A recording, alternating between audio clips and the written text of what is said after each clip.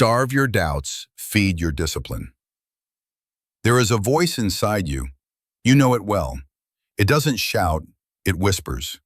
It comes to you in quiet moments, in the pauses between action, in the space between what you are and what you could be. It says things like, "Who do you think you are? You're not ready yet. Maybe you're just not cut out for this." It is doubt. It doesn't announce its arrival. It just starts to live in your mind rent-free, casting shadows on your dreams, watering the seeds of hesitation. But here's the truth. That voice isn't yours. It's a patchwork of everything the world told you before you knew how to think for yourself. It's the echo of the teacher who told you to be realistic, the parent who said, "Don't aim too high," the friend who laughed when you dared to dream. And yet we feed it, we entertain it. We build it a throne in our minds. Meanwhile, discipline, the real voice, the authentic voice, goes unfed, starving for attention, silenced by comfort, ignored in favor of dopamine and delay. Understand this. You cannot grow if you keep feeding the part of you that fears growth. You cannot rise if you keep serving the part of you that's afraid of heights. You want to become something extraordinary? Then you need to make a choice. Today, right now. Starve your doubts, feed your discipline. Doubt grows when you delay, discipline grows when you decide. And it's decision, not motivation, that changes lives. Edison didn't wait to feel ready before he pursued the light. Carnegie didn't ask for approval before he built steel into an empire. Lincoln didn't wait for consensus before he stood for unity. They didn't feel certain. They just chose. Again and again, because the disciplined don't need perfect conditions. They create them. Doubt is the luxury of the unfocused. But you're done with hesitation. You see, the modern world is drowning in information and starving for direction. Everyone knows what they should do, but the gap between knowing and doing, that's where dreams die. And the bridge over that gap is called discipline. Discipline is not punishment, it is permission. Permission to become the version of you that's been trapped under excuses. The one who wakes up early when the rest hits snooze. The one who speaks vision when others speak fear. The one who acts not out of feeling, but out of commitment. Discipline is freedom disguised as structure.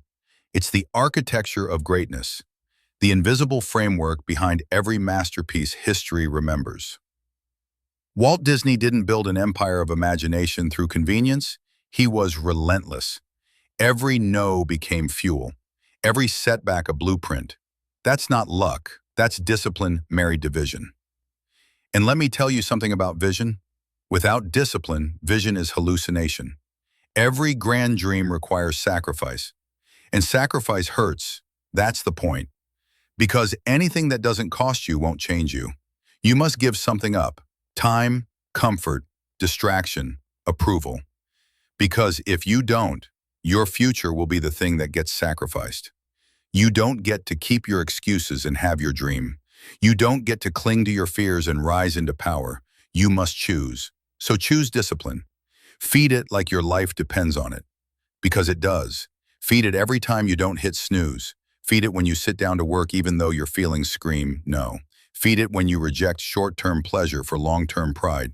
Because every action you take is a vote. And you're either voting for the life you want or the one you're trying to escape. So ask yourself, what are you feeding?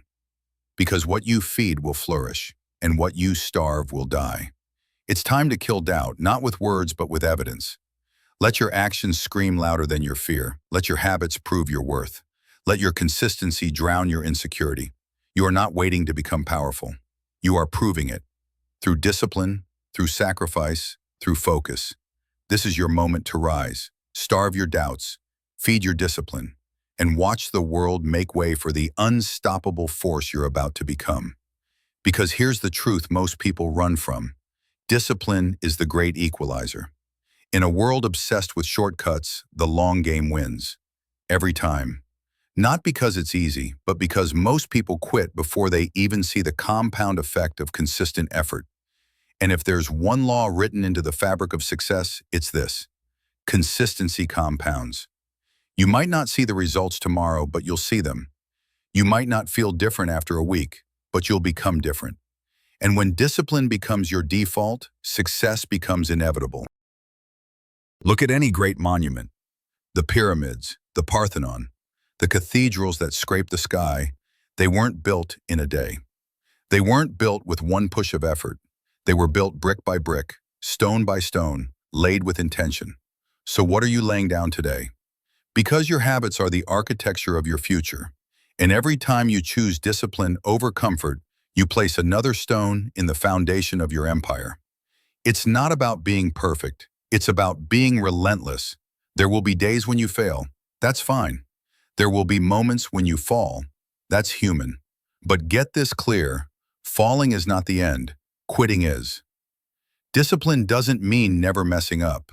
It means showing up again. It means recommitting every single time you're tempted to slip. And when that becomes your identity, not the person who tries, but the person who returns, there's nothing the world can do to stop you. Because storms can't break the one who's already weathered them within. So when it's hard, and it will be, remember, discipline is not the enemy. It's the sword. It's the weapon you wield against mediocrity, distraction, and doubt. Starve the fear, starve the delay, starve the narrative that says, not yet, and feed the fire that says, now, always, no matter what.